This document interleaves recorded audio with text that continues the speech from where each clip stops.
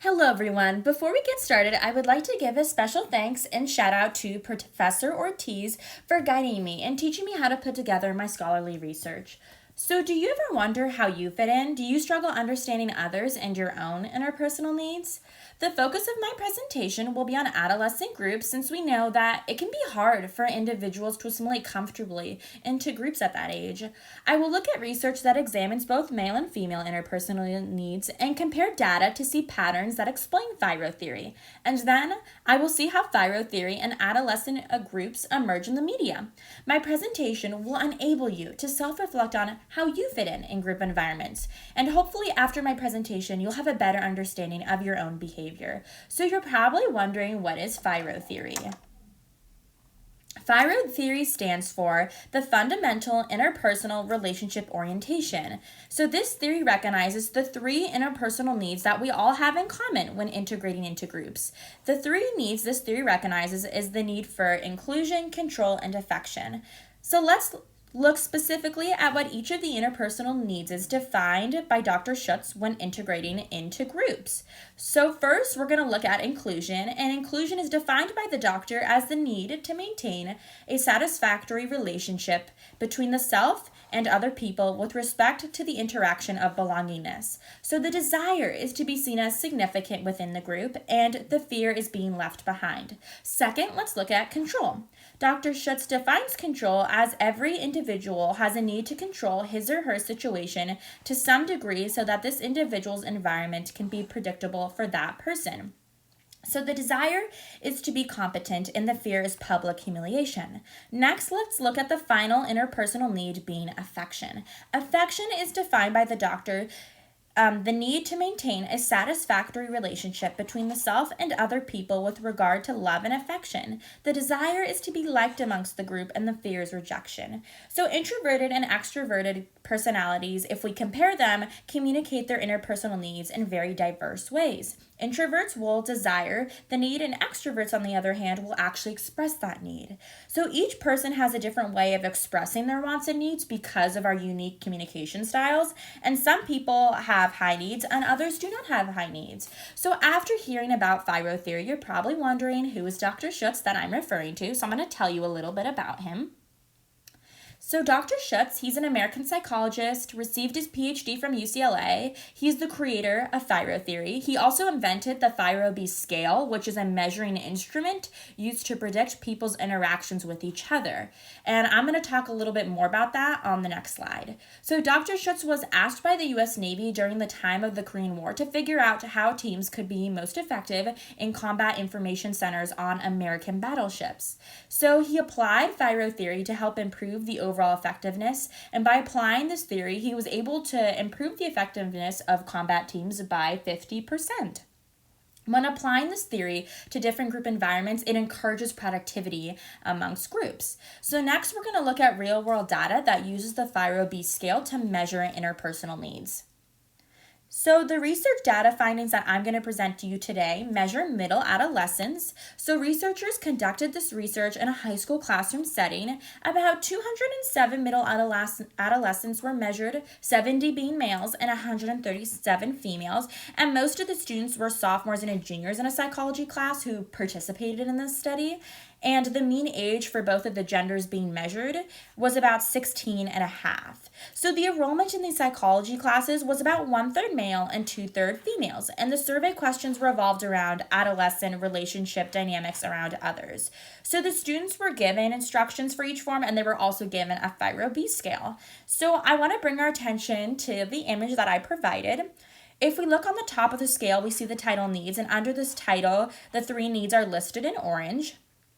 Under this are the definitions for each group, for each need in a group setting. And if we look at the left side of the image, it states behaviors, and the title is in gray, and the orange headings state express and wanted, followed by the definitions. On the top of the scale, it states under each heading your express score for inclusion, control, and affection. And if we look down below, the scale gives you a score for wants regarding inclusion, control, and affection. And the scores are given through a 0 through 9 range for each of the little boxes. That's how it's measured. And total expressed just for one single row is going to be a 0 through 27 number range. And that is the same for total wanted. If we look at the overall number range, so what that means is combining those two rows, the expressed and the wanted, we're going to get a 0 through 54 number range. So researchers were in the room to answer any questions that the student participants might be confused about when taking the survey, and there was no time limit inflicted upon the students who participated. So the results from the study really gives us an interesting perspective. So between the young men and women that took part of this study, there was some vast differences. And these vast differences really show us how the different genders have different interpersonal needs when in a group dynamic. So males ranked high regarding control and low for the need for affection. And for females, it was the opposite. For females, they ranked highest regarding affection and low for the need for control. And these results really showcase the differences in gender. And according to researcher Malton Borger, many men may navigate friendships by having a shared sense of like a competitive activity, like a sport or a game, over self-disclosure, and they will pick a friendship or group where they feel in control and have independence. If we look on the other hand, in comparison, women, they may engage in activities to develop friendships too. However, research shows that they will desire ones where they can talk. So sharing things is very important. They will seek intimacy and will desire to feel accepted or liked within their social group. And this aligns with the FIRO study because according to communication scholar Julia Wood, if we look back through history, men and women handle conflict within groups very differently. Men tend to do things together to bond rather than share and handle things more overtly. In comparison, women tend to bond with oversharing, affection, and handle things more passively to keep the peace, since aggression isn't a socially desirable emotion in the female speech communities. But of course, this is okay in male speech communities. And of course, that goes to the idea of social construction, something as a society that we have decided is okay and is a sweeping statement based on binary gender guidelines. But these patterns do exist and they can be seen quite commonly. So males and females had one thing in common regarding the results from the study, and they felt moderately regarding inclusion. And when integrating into either a heavily male or female group, keep their needs in mind in order to work with that group successfully. So really think back to the results I shared with you. And to assimilate successfully within a group, we must demonstrate appropriate behavior. In that words, that behavior is showing respect. Now that we have an understanding of the interpersonal needs between the males and females, I'm going to give you a detailed analysis of FIRO theory in the media we consume. So my research will examine FIRO theory in 2 different movies that I will examine, and these 2 movies specifically focus on middle adolescence among female group dynamics.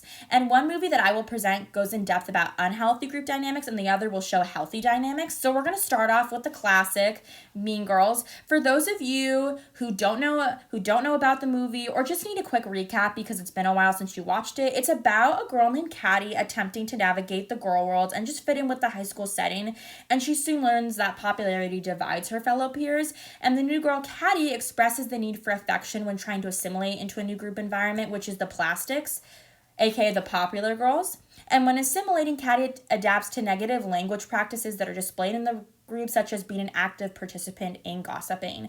And Caddy really struggles with her needs being met in her new friend group. So Caddy's motivation, it soon turns into the need for affection and validation from Queen Bee Regina. For example, during the burn book scene, Caddy says a negative comment about a classmate in order to fit in, and Queen Bee Regina, she responds positively to this negative behavior, validating it and saying a positive comment to Caddy in response. So, in other words, encouraging it. Caddy also overshares interpersonal information, which is a sign of insecurity when different girls are trying to fit in. And what's really interesting is we see a power struggle between Queen Bee Regina and Caddy, with Caddy having hidden agendas and trying to establish herself in the group. The issue of top and bottom comes up for, okay, who's going to be the new Queen Bee? And Dr. Schutz describes this issue as the groups begin to have issues with control, mostly regarding decision making. So that's what the top and bottom issue is. And we see this, there's many different examples in the movie. One is Caddy and Regina experience a power struggle and disagreement when it comes to Aaron, Regina's ex-boyfriend. Regina manipulates Caddy and deceives her. She steals Caddy's crush, Aaron, at a Halloween party and kisses him, and this leads Caddy to being furious with her actions. So the integration process of Caddy entering this group, it's considered unhealthy because of the hidden agendas and toxic behavior within the group, and there's a high lack of individuality and high conformity, and Caddy ultimately loses sight of who she is. So what does this mean?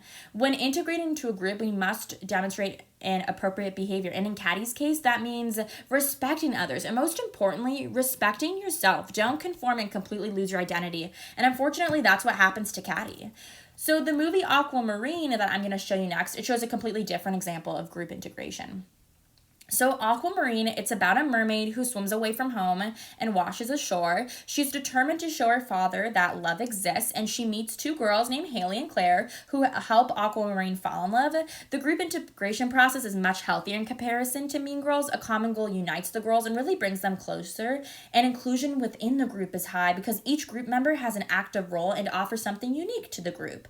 So I will show you different examples of Aquamarine's interpersonal needs being met, resulting in a very successful group integration process. So the girls' friendship, it starts off very strong because of a common goal, and that common goal is to get Aquamarine and one of the characters, Raymond, to fall in love. And through their adventures, there's a little bit of a power struggle between Haley and Aquamarine, but a little power struggle is normal, and every group, no matter how well-mannered, is going to experience a little bit of conflict. It's a part of a typical life cycle of a group, and it's expected, but really what determines if the group's going to be successful or not is how well they handle the conflict. And what's really great is both of the characters remain respectful to each other and acknowledge both of their concerns. And the girls within the movie, they face many struggles together. For example, the girls experience a lot of struggles with one of the characters, Cecilia, who's portrayed as a villain in the movie, and she's like the mean popular girl who wants Raymond for herself. And the girls' conflict with Cecilia is what establishes a strong level of intimacy within the group. And the girls stick up for each other when confronted by the villain. And as the friendship grows, the girls realize they have more in common than they thought. And Stanford researchers suggest friendships are more likely to develop out of shared school activities and similar interests. And the affection within the group is high. At the end of the movie, they all part ways, and then they tell each other how much they care and love for one another. And the group integration process for Aquamarine was a success because of the appropriate behavior shown, being respect. I cannot stress that enough. With all the rich scholarly work I provided, we're going to do a quick recap of my presentation findings.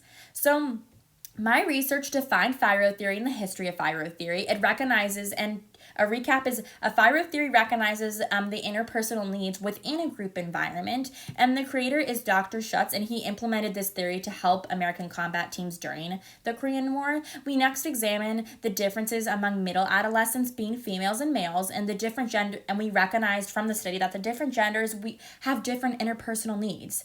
I then provided a detailed analysis of FIRO theory in film, and we looked at two film examples that show healthy versus unhealthy group integration looks like. I then facilitate a conclusion on how we must show appropriate behavior when integrating into a new group environment. So I would like to share some concluding thoughts on really what I would like you to walk away from this presentation with. So when new members are integrating into a group, it's so important to be open-minded. The goal should really to be create a welcoming and inclusive environment. When we're in a different group environment, such as school, work, you name it, it's really important to keep in mind the messages we're sending out. We need to be aware of how well we're communicating and that we're showing respect. We always want to give a good impression and for people to see us in a positive manner.